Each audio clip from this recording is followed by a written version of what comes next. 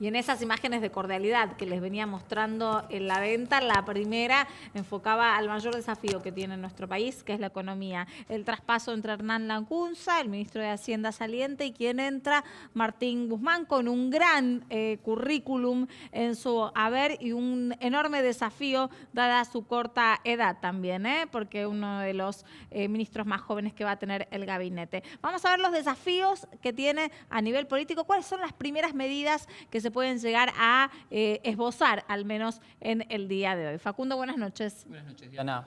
Así es, las primeras medidas van a ser de corte económico y dentro del marco, al parecer, de una nueva emergencia económica en la República Argentina. Vivimos en emergencia prácticamente todos los años de este ciclo. Se había terminado en el 2018, justo en un momento paradójicamente muy crítico. Se terminó la emergencia económica, no continuó y ahora, al parecer, vuelve para agilizar algunas de las medidas que va a tomar Alberto Fernández a partir del día de mañana. Una de ellas es, sobre todo, de modo recaudatorio, digamos. Es esencial para implementar las siguientes. ¿Y por qué no tenemos plata? Bueno, exactamente, porque las arcas, si bien hay dinero, también se gasta mucho. Claro. Y entonces hay que recaudar más. Se van a modificar algunas alícuotas, obviamente vinculadas a retenciones y especialmente al sector agropecuario. Es el sector al que primero, de alguna manera, van a ir a buscar para que aporte a estas arcas deficitarias que tiene todavía la República Argentina. Ahora, ¿no es una especulación un poco, Facundo, eso? Porque ya incluso el campo, con esta especulación de las futuras retenciones que pueden llegar a venir, estuvo liquidando todo lo que tenía a mano para poder tratar de ganarle a una futura retención. Se adelantaron un poco con ventas a futuro, sobre todo de maíz y soja, que son justamente los dos cultivos de la cosecha gruesa que... Claro. Va a estar cosechándose en realidad en los próximos meses, a partir de marzo y abril. Gran parte de eso se vendió. De todos modos, de concretarse, digamos, los pronósticos que existen, va a lograr recaudar por esa vía 2.000 millones de dólares adicionales en el año 2020. Se especula también que el sector hidrocarburífero y la minería van a tener que hacer un aporte también, pero con montos mucho menores. Imagínense que si la soja exporta 15.000 millones de dólares por año, minería solo exporta 3.000 millones. Entonces el aporte que puede llegar a ser es muy menor. El campo es ahí el principal agente de recaudación, de una forma además muy sencilla. Las retenciones tienen eso, la practicidad de cómo se recauda, donde no hay evasión directamente y al mismo tiempo son dólares constantes y sonantes que permiten luego volcarse a la economía formal a partir de transformarlo en pesos. Otra de las alícuotas que puede llegar a modificarse, aunque no de forma inmediata, tiene que ver con bienes personales a aquellos que tienen muchos bienes, a los más ricos en la Argentina. Hoy está en el 0,75%, puede llegar a elevarse, algunos hablan de hasta un 4,5%. Me parece altísimo. Sería altísimo. Lo normal, digamos, dentro de lo que se especula, puede llegar a ser del 1,25%, que es la alícuota previa al gobierno de Mauricio Macri. Entonces, ese puede llegar a ser otro de los elementos de recaudación. Y para ver la letra chica, ¿no? Si se refiere a cantidad de inmuebles o a valores valuados en pesos o en dólares, no sé cómo lo van a querer tomar, porque acá los inmuebles siempre son un enigma. Uno tributa en pesos, pero resulta que están valuados en dólares, los tiene que pagar en dólares, ¿no? Exacto. Un rompecabezas. Exactamente. Algo similar va a pasar con las retenciones, justamente. No se sabe exactamente cuál va a ser la alícuota final que se les ponga a la soja, al trigo, al maíz, y si además va a ser segmentado según el productor. No es lo mismo alguien que tiene 100 hectáreas que alguien que tenga 2.000, 3.000 hectáreas de producción. Es muy importante lo que decís vos, porque nosotros señalamos desde este espacio mucho con Facundo, que uno tiene, hay grandes volúmenes en el campo porque tenemos mucha producción agropecuaria en cantidad, pero si uno va al pequeño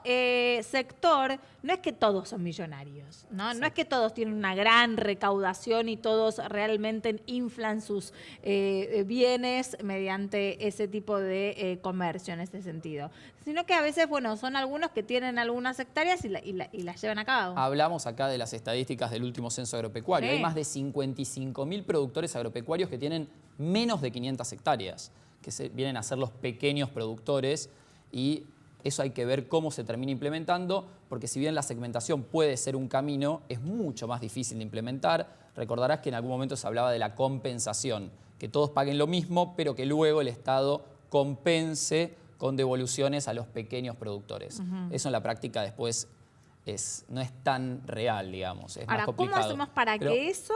¿Tenés más factores para No, esos son los recaudar? dos más importantes y que van a ser quizás los anuncios más inminentes con un objetivo. No, claro, reactivar el consumo. Exactamente, Pero poner plata en el bolsillo ¿cómo de se la hace? gente. Bueno, ¿Cómo hacemos para que eso vaya a el consumo interno? al parecer los sectores más beneficiados, ya de hecho lo han dicho distintos miembros del nuevo gobierno, van a ser los más pobres y entonces se especula con un bono de fin de año para todos aquellos jubilados y pensionados y para todas aquellas personas que reciben algún tipo de asignación por parte del Estado y al mismo tiempo un congelamiento de todas las tarifas por tiempo indeterminado, sobre todo de las tarifas que tienen que ver con la luz, con el gas, con el agua, que si bien se habían postergado algunos aumentos para enero, lo que hace pensar, digamos, una de las primeras medidas va a ser postergar ese aumento una vez más y esto de alguna manera con el fin de reactivar el consumo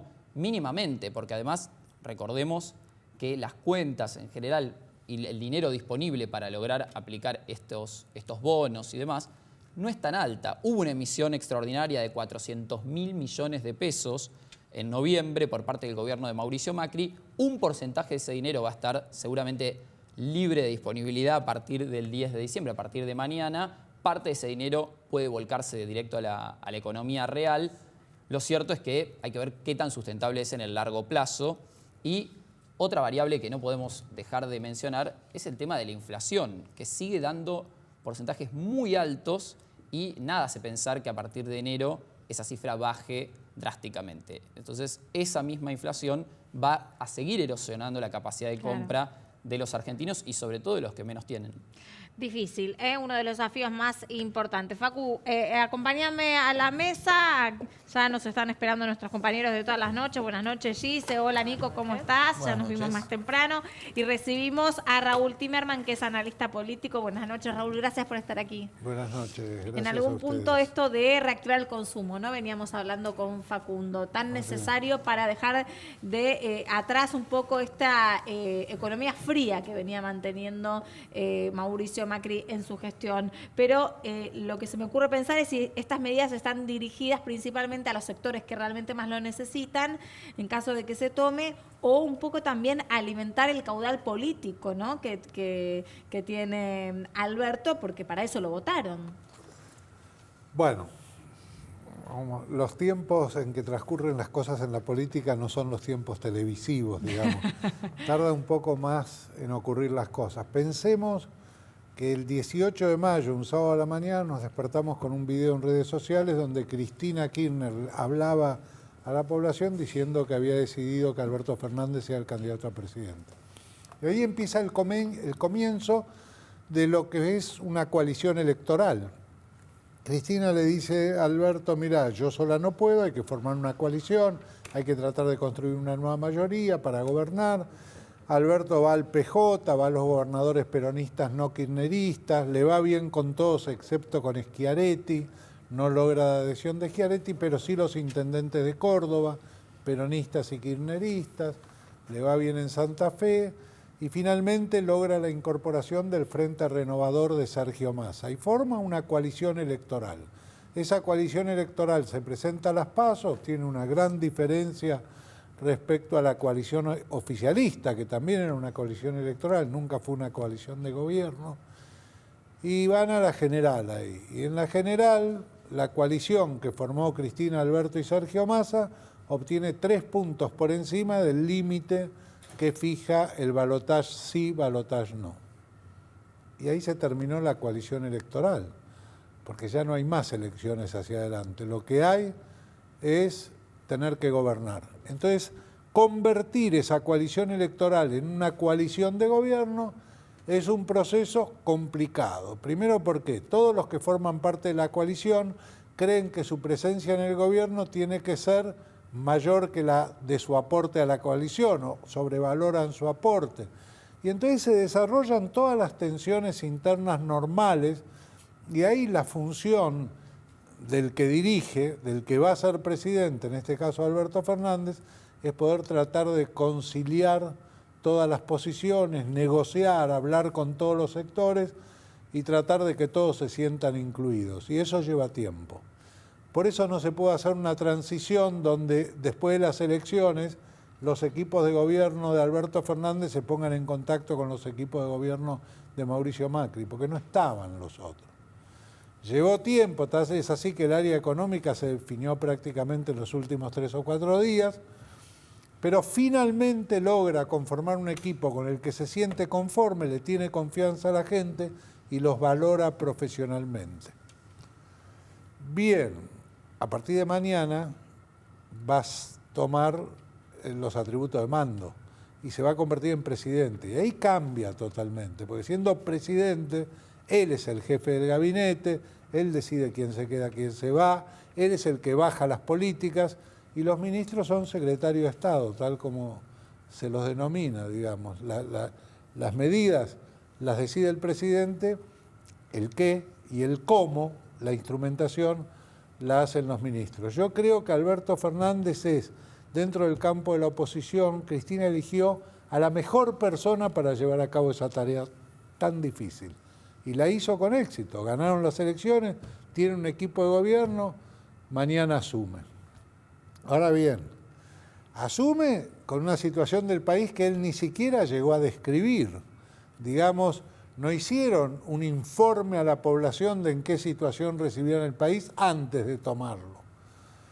No sé si lo harán después, pero la situación es muy complicada.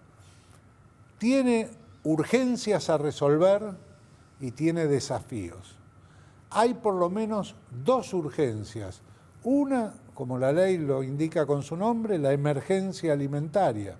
Le tengo confianza, el equipo de Daniel Arroyo hace tiempo que viene trabajando en la implementación de la tarjeta de alimentos. Ya la hizo en la provincia de Buenos Aires en el primer gobierno de Daniel Scioli.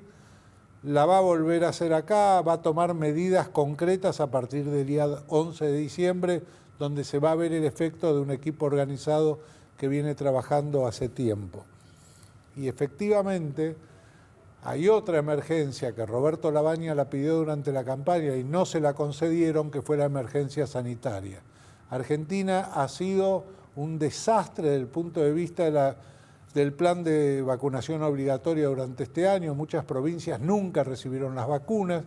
Se cayó el sistema y volvieron a aparecer enfermedades que en la Argentina habían desaparecido. Eso hizo la necesidad de que alguien con mucha experiencia, que ya resolvió situaciones críticas, se hiciera cargo del área salud. Yo estoy seguro, Ginés González García, que no tenía ninguna intención de volver a la función pública, digamos, pero ha sido requerido y con responsabilidad política ha asumido ese rol. Y creo que lo va a hacer bien a pesar de que no hay una ley de emergencia sanitaria. Y yo creo que esas 2 son las urgencias. Pero hay un desafío muy grande. Para mí el gran desafío que tiene el gobierno de Alberto Fernández es darle al principio contención a la esperanza que despertó en un elevado porcentaje de la población. Por lo menos, sin lugar a duda, en el 48% que lo votó. El 48% tiene esperanza. ¿Y también quizás en el otro porcentaje que no lo votó? Sí, bueno, y ahí es otro análisis. Digamos, se lo ha visto muy contento al presidente Mauricio Macri saliente. Yo creo que parte de su alegría es porque se va, digamos, y se saca un peso de encima que es gobernar. Pero también porque sacó 40% de los votos, y ese 40% lo entusiasmó a tratar de montarse respecto a la posibilidad de ser en el futuro el jefe de la oposición. Eso no va a ocurrir así por decreto. Si él quiere ser jefe de la oposición va a tener que competir en PASO, en serio. Va a tener que competir en PASO en el PRO porque va a aparecer Horacio Rodríguez Larreta, que tiene un plan Larreta 2020. El otro día me llama un intendente y me dijo, te aviso una cosa, yo quiero ser el primer larretista. Digamos, ya apareció eso. Horacio tiene un plan para su presidencia en el 2023, no lo oculta. Si Macri quiere ser candidato va a tener que competir con él. Y los radicales esta vez no se van a quedar en el molde como hicieron la vez pasada, poniéndolo a Sanz para que haga de partener. Vamos a hacer un punto acá porque lo que estás diciendo de Larreta también como posible presidenciable dentro de 4 años. Hoy habló Rogelio Frigerio al respecto en una consulta que le hizo nuestra cronista Magalías Renz. Si lo tenemos, lo podemos pasar. A ver, por favor. Creo que si él se propone y tiene vocación de ser presidente, tiene muchas chances de serlo. Creo que también hay una generación de jóvenes políticos o políticos que andan en sus 40 o 50 años que tienen que también tener su oportunidad de un lado y del otro, ¿no? Digo, me parece que también esta nueva generación de políticos creo que tiene algo en común, que es una visión crítica respecto a la imposibilidad que hemos tenido de cerrar la grieta, de achicar las diferencias entre los argentinos, y creo que parte de nuestra responsabilidad como generación es trabajar en eso, en tender puentes, en unir y en dedicarnos más a eso que a marcar las diferencias entre nosotros. Podría haber dicho, bueno, falta mucho, esto recién arranca, y sin embargo contestó, ¿no, Nico? Sí, y hay algo que tienen, ahora que lo vuelvo a escuchar, la primera vez que lo escuché se me pasó, pero ahora que lo vuelvo a escuchar, es como que hay algo en común entre Horacio Rodríguez Larreta y Alberto Fernández en la construcción de poder, y es que tienen 2 sombras gigantes atrás, y ellos tienen que construir su poder y garantizarse el futuro político como figuras en el Estado que gobiernan. En el caso de Alberto Fernández, obviamente, el gigante de la nación. ¿Cómo se hace para construir poder teniendo un gigante atrás? En el caso de Alberto Fernández, Cristina. Bueno, Cristina decidió que Alberto Fernández sea el candidato a presidente y Alberto Fernández ganó la presidencia. Y no se te cruzará por la cabeza que Cristina quiere que aquel que eligió le vaya mal. Quiere que aquel que eligió le vaya bien. Y si le va bien a Alberto Fernández, no hay ningún motivo para que no sea el candidato que vaya por la reelección dentro de ese espacio. No hay manera de cambiarlo. Digamos, la política funciona de esa manera. Digamos, el que gana queda y el que pierde... Néstor no lo hizo. ¿Cómo? Néstor en su momento tuvo una gestión que tenía un altísimo nivel de aprobación y dijo, no, que vaya Cristina. Así es, efectivamente, pero había una estrategia de permanencia detrás de eso, que era una cosa de alternancia. Efectivamente, dijo que vaya Cristina, Cristina ganó, y después fallece Néstor antes del proceso electoral, digamos, con el que Cristina vuelve a ganar con el 54% de los votos. Pero ya no le hubiera sido fácil ni a Cristina volver a ganar, ni al candidato de Cristina volver a ganar. Macri no era un buen candidato, no era un buen candidato. Sin embargo, ganó en el balotaje. Perdió en la primera vuelta, digamos, perdió en las PASO, perdió en la primera vuelta, ganó en el balotaje. Daniel Scioli en la provincia de Buenos Aires a Mauricio Macri en las 3 instancias le ganó. Mauricio Macri gana la presidencia por 600.000 votos, pero en Córdoba gana la elección por 900.000 votos. Mauricio Macri es el presidente que los cordobeses pusieron en la República Argentina. Bueno, con ese criterio también ahora Alberto Fernández es el presidente que el conurbano bonaerense puso en Argentina. Efectivamente. Porque son los 2 millones salieron de ahí. Siempre pasa que hay alguna diferencia en algún sector, ¿no? La pregunta que yo le quiero hacer es, ¿cuánto plazo le va a dar, justamente como están los votos tan divididos, 40%, aunque no sean todos de Macri, pero son votos que no querían a este gobierno, sí. Exactamente, pero está como pareja el oficialismo y la oposición por ahora. Hay expectativas positivas. ¿Cuánto tiempo de plazo le va a dar la gente que Eso está depende, padeciendo la crisis desde abril de 2018 a Alberto Fernández? Eso depende exclusivamente de Alberto Fernández. Porque el plazo que Alberto va a tener y que el gobierno de Alberto va a tener depende de las primeras medidas que tome, del camino que elija y de la explicación que le dé a la gente y si la gente le cree o no. Si la gente le cree, va a tener todo el plazo que necesite. Uno, cuando pierde credibilidad, se le empiezan a cortar los plazos. En la medida en que es creíble, los pasos creen. Pero hay una mala noticia en todo esto. Yo lo escuchaba recién a Rogelio Frigerio. Respecto, no supimos cómo, digamos, reducir la grieta. La grieta no va a desaparecer. ¿Por qué? Porque existe la grieta y es un sentimiento, no es racional. Es lo que la gente siente. Miren, yo estoy observando atentamente la plaza en la que se despide Mauricio Macri. Y recuerdo perfectamente la plaza en la que se despidió Cristina Fernández de Kirchner. En las dos plazas hubo mucha emoción, mucha cosa emocional, pasional, afectiva. En la plaza de Cristina era querer, era un amor expresado hacia Cristina. La gente se angustiaba, entraba en lágrimas y expresaba, digamos, cuánto quería a Cristina. En la plaza de Mauricio Macri la gente expresaba cuánto odiaba a Cristina. La expresión era cuánto no quería a Cristina. Y fíjense que Cristina pasó a ser la protagonista de las dos plazas, en la que ella se despide y en la que Mauricio Macri se despide. Mauricio Macri no despierta la pasión, el enamoramiento de la gente, el encandilamiento. Cristina Pero el tiene kirchnerismo una lo odia también. Hay odio del kirchnerismo a Macri, como que no, Gato y a un montón de cosas, también está eso. Pero esos son los núcleos duros kirchneristas, sucede lo mismo en los núcleos duros macristas. Pero yo te digo en el electorado. En el electorado, digamos, ¿por qué sacó 40% Mauricio Macri? No porque había 40% que quería Macri. Había un porcentaje alto que no quería a Cristina, Claro. que nunca iba a votar una fórmula donde esté Cristina. Y si estaba Macri, lo votaba Macri, si estábamos nosotros dos, nos votaba a nosotros dos. Bueno, Y Raúl, ¿le parece, hablando de plazas, oportuno hacer una fiesta mañana con Sí, 60% de los menores de edad en la pobreza, gastar No, $1 millón pero en un acto, por ejemplo? No. No mezclemos las cosas. La gente que ganó está contenta porque ganó. Y si está contenta, que festeje, porque tiene pocos motivos para festejar. Yo no he conocido en el país de la democracia, quizás excepto Carlos Menem, presidentes que tengan buen humor, presidentes que sean alegres, que se pongan contentos, que transmitan esa cosa de alegría. No lo he conocido. En general los presidentes nuestros no tienen sentido del humor. bueno, pero la realidad tampoco Claro, refleja no tanto ayuda. eso. Pero no mezclemos las cosas.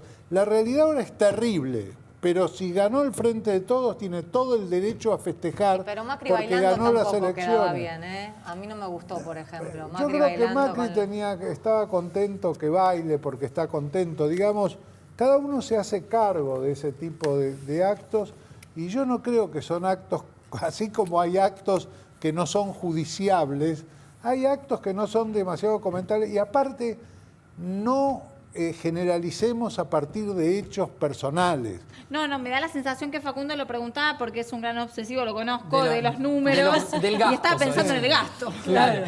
No, En bueno, la pero situación económica de crisis. es irrelevante. Sí, a veces se dicen por qué se gasta en esto cuando existe este problema, pero este problema es 1000 y este gasto es 1, digamos. No, hay que comparar el... Y yo te decía, tampoco tomemos los casos extremos como demostrativo. En todos los grupos políticos hay gente extremista, Claro. irracional, etcétera. Yo veía, por ejemplo, el hecho, ahí es una actitud de la prensa que no me gustó, lo de divulgarlo, el hecho del embajador de México robando un Sí. libro en el Ateneo. Sí. Bueno, pero uno no piensa que todos los embajadores son ladrones ni que todos los mexicanos roban. No generaliza eso. Bueno, no hay que generalizar tampoco en la política, ¿no? Un exaltado de un lado no representa ese lado, representa un exaltado. Y exaltados hay en todas partes. Bueno, vamos a seguir analizando en un próximo corte. Vamos a volver también con todos los detalles del traspaso de mañana y vamos a ver cuáles son los desafíos también que se le vienen a Alberto. ¿Te quedás? Me quedo. Un corte, enseguida regresamos.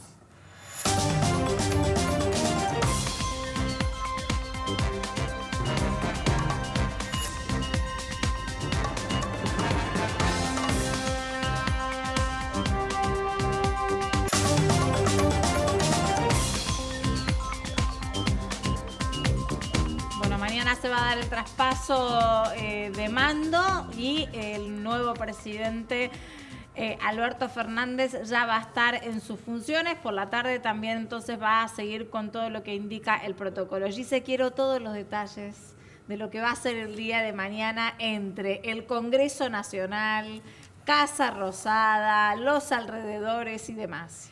Bueno, por empezar, la verdad es una buena noticia que haya traspaso, ¿no? Sí. Entre dos presidentes, que haya traspaso, que termine un presidente no peronista desde la época de Alvear, un gobierno. Obviamente que también hubo gobiernos peronistas que no terminaron con dictadura y eso Bueno. hay que decirlo, pero estamos hablando, ¿no?, en democracia.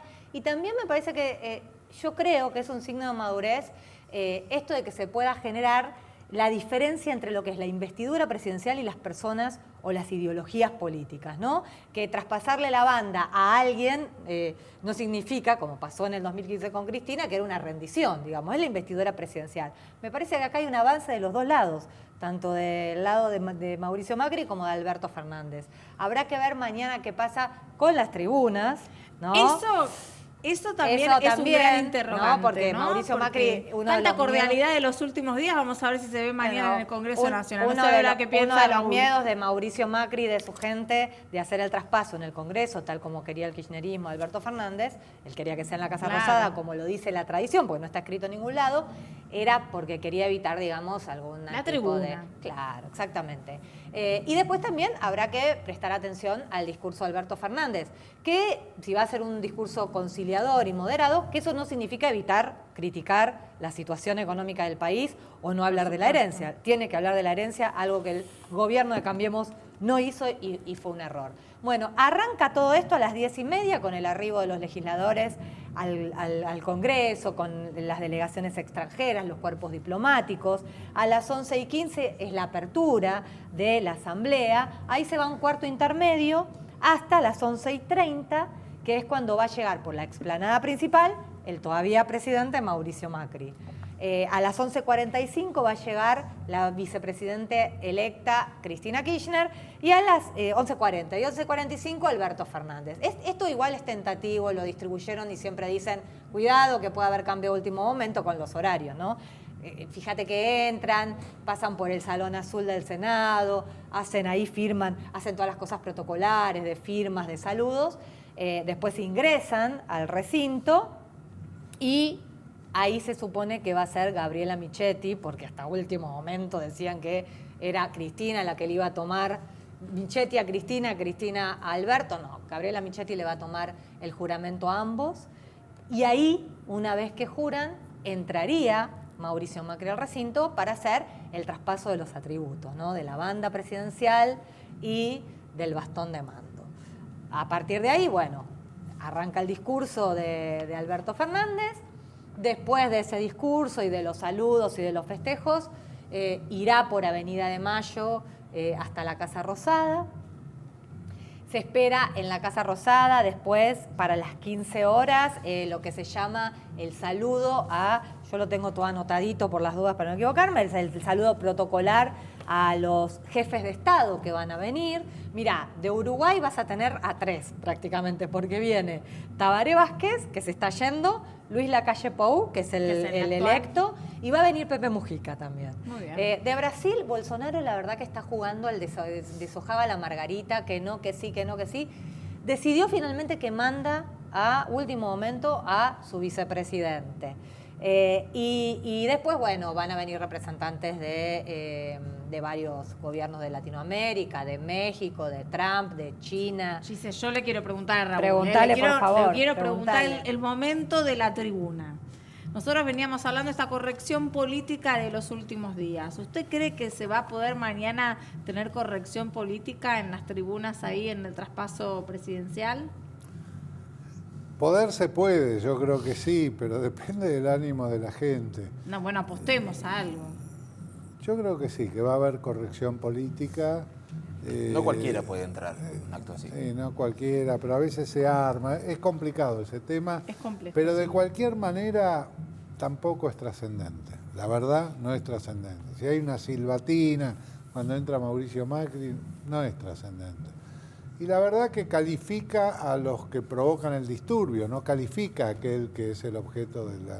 Pero no estaría de la bueno, silbatina. porque... No, claro que no estaría Porque bueno. hay que pero respetar bueno. al que votó, ¿no? Digo, Totalmente, al cual no estaría bueno buenísimo para que nada. por una vez haya un lo traspaso. Hasta mejor ahora sucede. está todo dado de Digo, una la forma gente tan se correcta. puso muy No, contenta con ellos este dos, saludo y este claro. abrazo, tanto de un lado como del otro. La grieta yo he visto tuitear a periodistas, Ah, la gente Todo en el las mundo redes y perdón. todo el mundo estaba realmente contento por esa Me foto. hiciste recordar cuando dijiste hablar respecto a la herencia recibida, cosa que Macri no hizo.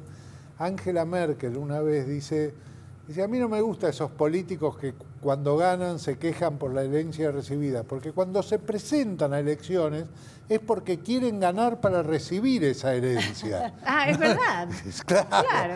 Bueno, Pero el lo que estado de dice la es muy cuenta. alemán, digamos, Claro. es muy Claro, lineal. acá no había datos en 2015, por ejemplo. en 2015 Entonces no no había sabías qué herencia te ibas a No, encontrar. pero por ejemplo. sabían, respecto a la política que iba a seguir el macrismo, sabía la situación que se Pero encontraba. la quería recibir, a eso es a lo que va, ¿no? Claro, querían recibir, lo que haya lo Pero en querían Alemania recibir. sabés lo que recibís, es y Alemania. ahora, Sí. ahora el Frente de Todos quería recibir lo que hay. Ahora- Nadie quiere perder la elección para que el otro reciba la herencia. Sí. Más allá del tema económico, que es un desastre, Sí. obviamente no hay que ser, digamos, demasiado erudito para saberlo.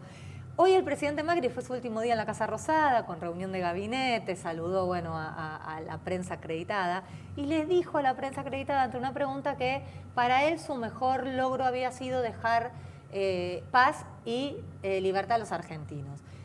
¿Se puede decir que Macri deja una Argentina pacificada y sin violencia política, teniendo en cuenta lo que estamos viendo en Yo Latinoamérica? escuché el discurso de Macri. Mira, suponiendo, yo escuché el discurso cuando hizo el balance, La en cadena. qué situación dejaba la cadena.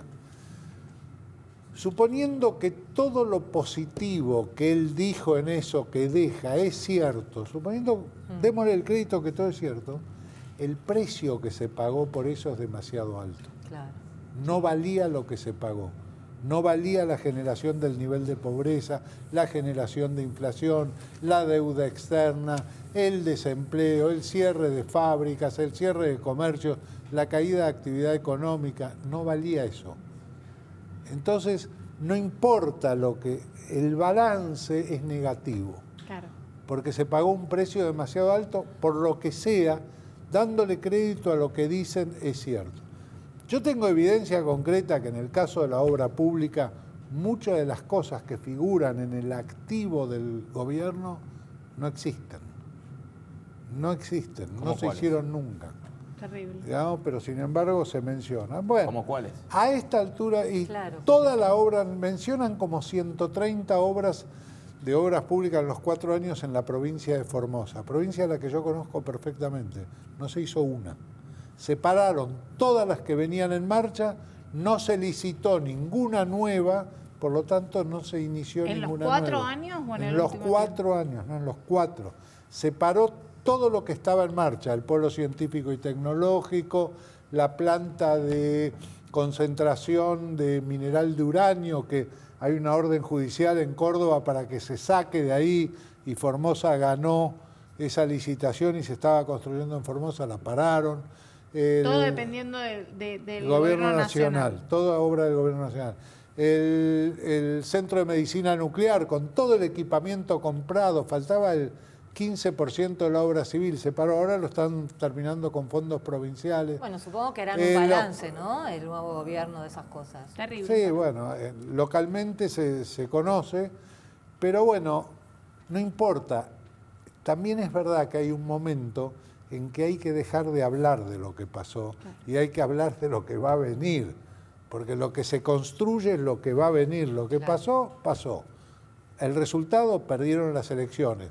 Si hubiera sido bueno, hubieran ganado las elecciones. Como no fue bueno, perdieron. Entonces los que ganaron ahora tienen que trabajar y explicar lo que van a hacer para revertir toda esa situación que según ellos los otros dejaron en mal estado. Y ver si logra el desafío que usted mencionaba, ¿no? La esperanza. Así es, contener la esperanza. Mantener la esperanza. Gracias por estar con nosotros esta No, al noche. contrario, gracias a ustedes, un placer. Vamos a un corte, enseguida venimos con el momento ladino. ¿Qué me dijeron? Me dijeron por ahí, van a ser 2 momentos ladinos.